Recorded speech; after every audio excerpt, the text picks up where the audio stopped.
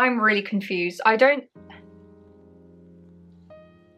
Guys, have I become anosmic already after those two fragrances? Surely not. Are any of you guys really curious to see how these new 2025 releases smell like? I certainly am. There's a few in this list that I was really very excited to try, and I know increasingly a lot of designer brands, they're bringing out new fragrances to the market, either new releases altogether or flankers of existing bottles. So if you guys are really interested, I am definitely. I've already tried one which is a little bit cheeky, but I couldn't resist. I will go through each one of them, go through the notes, the feelings that it gives me. I might even rate them out of 10, so keep watching if you're interested and we'll just jump straight into it. So I have the fragrance samples here. I will be spraying them on my skin because I feel like that's probably the fairest way of testing a fragrance.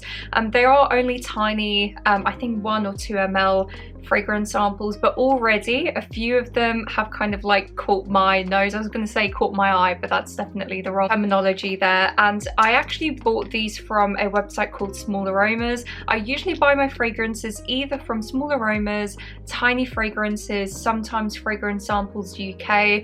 Obviously, if any US watchers are watching me, this might not be super relevant to you, but I would almost say that Small Aromas and Tiny Fragrances, they've had honestly the best service, and Small Aromas kindly included one new fragrance which I would have never tried if it was just, you know, me buying them myself. So this one is called Nishane, Meant to Be Seen. Now, I don't know if you guys saw my most recent video talking about new releases of 2025.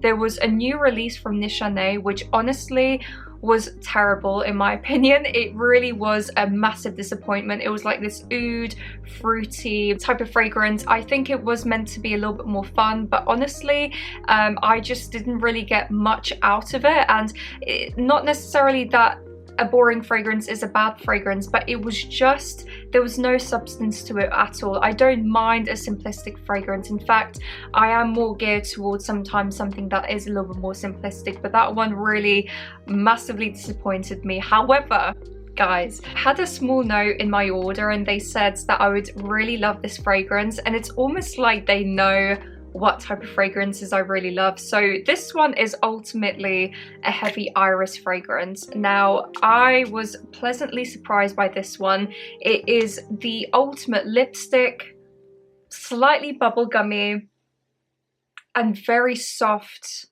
musky type of fragrance. And typically musks for me, as you guys know, are a massive hit or miss. I find sometimes musks literally smell like laundry detergent, which is just not for me. Sometimes they smell a little bit too nauseating and overly sweet, whereas this one is just heaven in a bottle. Like, I was really very pleasantly surprised by this. This is almost like if you married Iris the Syracuse from Boucheron, mix that with maybe Bellissime Iris from Guerlain, the Shalimar flanker. This is just a fantastic fragrance. It's not over the top, it's not like super intricate or, you know, very complex.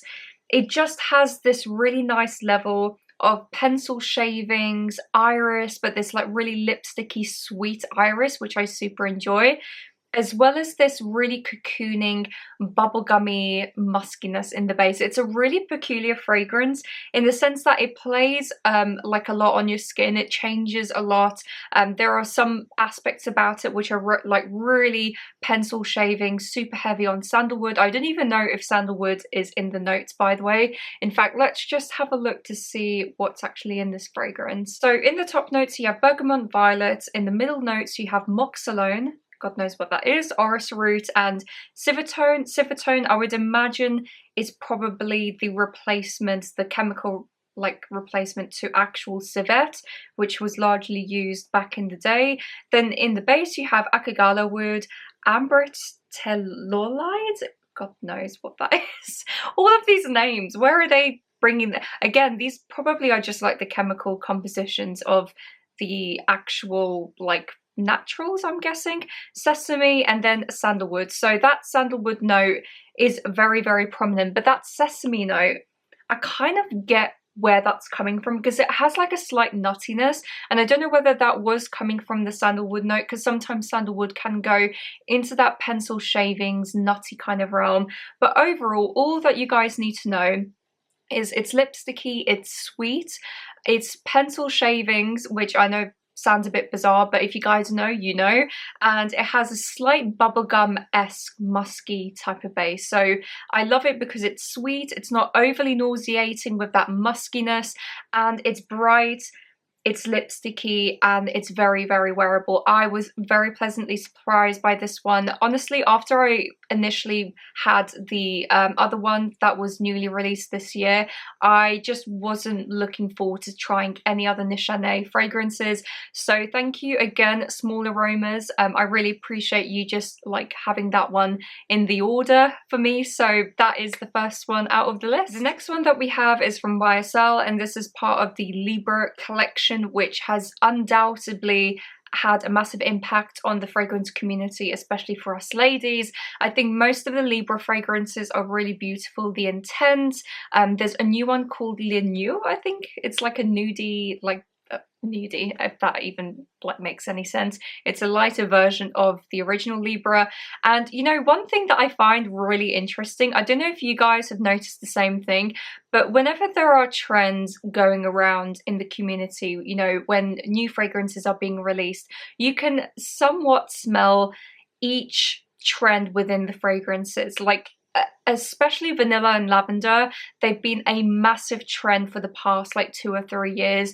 Think of Goddess from Burberry, think of Libre, even Mon Guerlain. That was probably like the beginning stages of this vanilla lavender type of craze, and ultimately I think they've just really tried their best to carry on that legacy through the Libre collection. So this one is called Libre Vanille Couture. So this is probably a heavier vanilla version of the original Libre, although I think the original Libre is like a heavy vanilla fragrance anyway. So we'll give this a spray just to take it all in.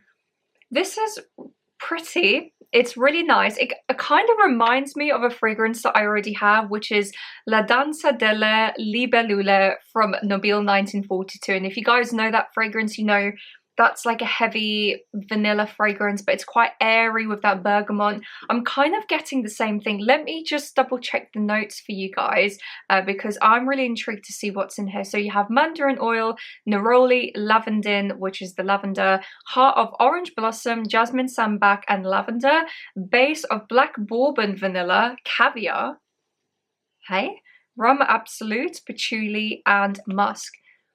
So maybe that's where I'm getting that similarity between the La Danza delle Libellule, because it kind of has this citrusy, fresh opening, but ultimately it kind of goes into this play-doh-y, rubbery type of vanilla, which I don't necessarily mind. I think the only thing that I would find with this fragrance is that musk is kind of irritating me a little bit.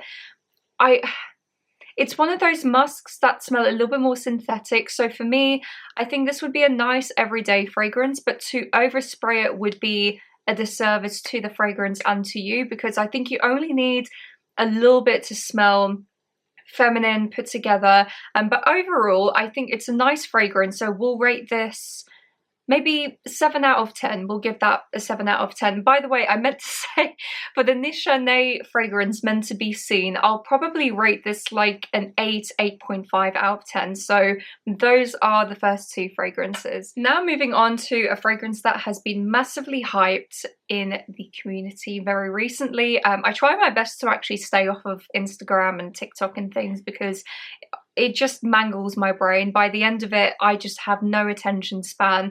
But all of this to say, whenever I do go onto it, which is rarely nowadays, I do see this fragrance popping up, you know, a lot more. So this is Valentino, Donna, born in Roma, Ivory.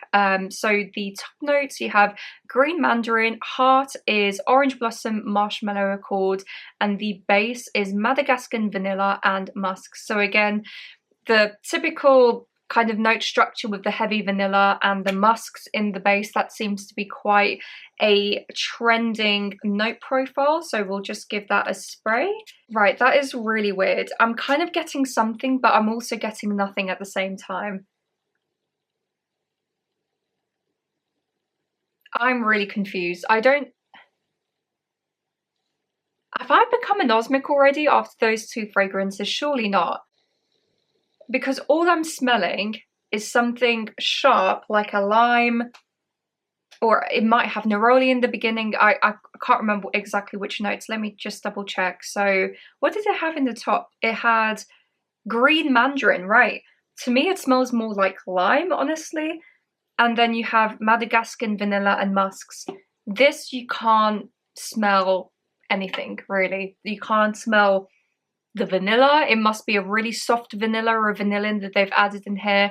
The musk, it smells like laundry detergent. That's all I'm getting. And a lime in the beginning. That's really disappointing. I was really hoping that it would smell a lot richer. Even if it's a light fragrance, it doesn't matter because you can still have nice, basic, everyday, lighter fragrance. I'm just mega confused by this. I don't know whether it's me today. Maybe I've become anosmic to it. Maybe because all of these fragrances share a really heavy note of vanilla that I'm just not picking up anything from this. I am very disappointed because all I'm seeing is this beautiful bottle being shown and marketed all across social media, and all I'm getting is a very tangy lime and laundry detergent in the base. I am very disappointed by that one. Honestly, it could just be me. Maybe, guys, let me know if you've tried that one, because as I said, it could just be me being a bit nose blind today. Out of 10, I would rate that a 3 out of 10. And that's not me trying to be disrespectful, you know, to the fragrance. I'm sure, you know, if I was to smell maybe the full bottle, I could change my mind. And you guys, you can tell me in the comments down below if you do like this fragrance. But just from this initial sample, it's a big no from me. So unfortunately, that is Valentino, Donna born in Roma, Ivory. Now, another fragrance that has been massively hyped is the new Miu Miu fragrance, and this is called Miutine, if that's how you pronounce it. And this one, let's just go through the notes. So in the top, you have wild strawberry, interesting. Heart, you have gardenia rose, jasmine, base of brown sugar, bourbon vanilla, patchouli, amber, and moss. So again, that massive note of vanilla. Gosh, we're really loving vanilla the past few years, aren't we? It's just like non-stop. But we'll give this a quick whiz and see how it smells like. I'm actually a little bit excited about this one because the notes seem really interesting. Oh, okay. It is quite basic and it's a little bit more generic, but I don't really mind that. Because the strawberry, it doesn't smell super synthetic, which I was a little bit worried about actually. I tend to find any fruity fragrances out there, like think of Kirky from MFK. That one smells super synthetic to me. It doesn't smell like actual fruits. Whereas this one in the top, you're definitely getting like this iced strawberry. Wow, it's really pretty actually. I do really enjoy that. And then towards the base, I'm not really getting much apart from this maybe very soft sugary element in it. I'll just give it another spray just to see if anything changes, so I'll give that a minute. 2 hours later. I would say definitely my most favorite part about this is the top notes. It really has a very juicy element of the strawberry. It's very girly. I would imagine anyone from maybe a teenager like 13, 14 up to maybe early late 20s could definitely pull this off. I'm not saying if you're older, by the way, you can't wear this, because if you are into fun, fruity fragrances, this might be one for you. But I'm just saying the note profile with it having that strawberry, the brown sugar, etc., it does come across quite girly, fun, youthful. And yeah, you kind of just get a really basic end. It's not super heavy on patchouli. It kind of just has a normal base note, if that makes sense. It kind of reminds me of like a Jimmy Choo type of base with that slight patchouli note. It's not anything special, but definitely the beginning notes. I think if they were to carry out that non-synthetic, natural smelling strawberry towards the base, I think it would have had a bit of a higher rating. So out of 10, I would rate this a 6.5. So that is Miu Miu Miutine. And lastly, just to finish off, we have the new Guerlain Shalimar Lessons, which is the 100th anniversary of Shalimar, which I think is absolutely crazy. I don't know about you guys, but to think that that fragrance was launched over 100 years ago now, it just shows the legacy that it's brought for the brand. There are so many Shalimar flankers, they're just endless. There are so many different variations of the fragrance, but that DNA has carried throughout the century. Obviously they won't have quite the same, you know, naturals and different compounds in it that it used to 100 years ago, and I'd imagine it was a lot richer back then and, you know, had a lot more depth to it. Having said that though, I think it's really impressive the fact that they've had such a crazy legacy out of the Shalimar collection. I love all of the souffle flankers, I love all of the Melissime flankers. I mean the jasmine one was a bit weird. I did really enjoy it, but it wasn't quite what I was expecting. So this is a flanker dedicated to the 100th year anniversary, so we'll give that a spritz. Oh, right, let's have a look at the notes because I'm getting something really interesting out of this straight off the bat. Right, so in the notes you have bergamot, illuminating bergamot. I don't know whether that makes any difference. In the heart you have rose, iris, and the base you have Madagascan vanilla, musks, amber with hints of leather and resin. Still has that dirty Shalimar DNA to it, but you know, there's something in here that's giving it a bit of a Coca-Cola vibe. I don't know whether they've added resins like elemi in it, which kind of gives that Coca-Cola fizzy bourbon warmth to it. I don't know, I'm just making up words as we go on, guys. That's the best way that I can describe this. This is almost like a heavier vanilla iris version of the original Shalimar, but add in a bit of Coca-Cola, which I'm really enjoying.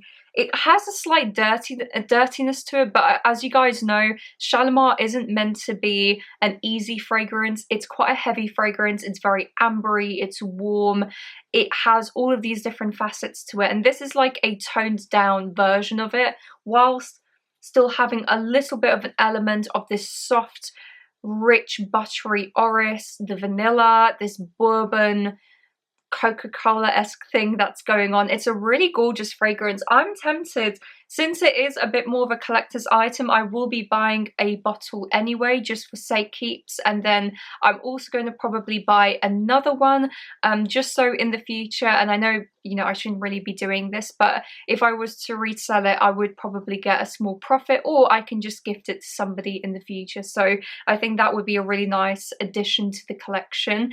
So if you guys have tried the new Shalimar L'Essence, so anyway guys, out of 10, I would rate this an 8.5. So that is the Shalimar L'Essence. So guys, that is it for today's video. Please let me know if there are any fragrances that you think should be included in the next video. Any fragrances that I haven't tried that have been launched this year that you think are worth trying. And I wanted to say as well, just before I go, thank you so much for all of the support. In my last video, I wasn't expecting it to do that well, and I guess that's like the weird thing with YouTube. You know, whenever you upload videos, you just never know which ones are going to reach a wider audience, or which, you know, I guess a smaller audience which would watch. And it's not necessarily the numbers for me that is a massive deal. It's, you know, the quality that I bring out, the types of, you know, people that watch me, and I'm so fortunate for the lovely community that I do have on my YouTube. And I just wanted to thank you guys so much, because without your support, it wouldn't really give me the fuel to keep filming, because it is, you know, when you are working and when you have various different hobbies, it can be quite a lot to schedule within your diary, you know, throughout the week. But I do really appreciate it. Hope you guys have a lovely weekend, and I will catch you soon. Bye guys.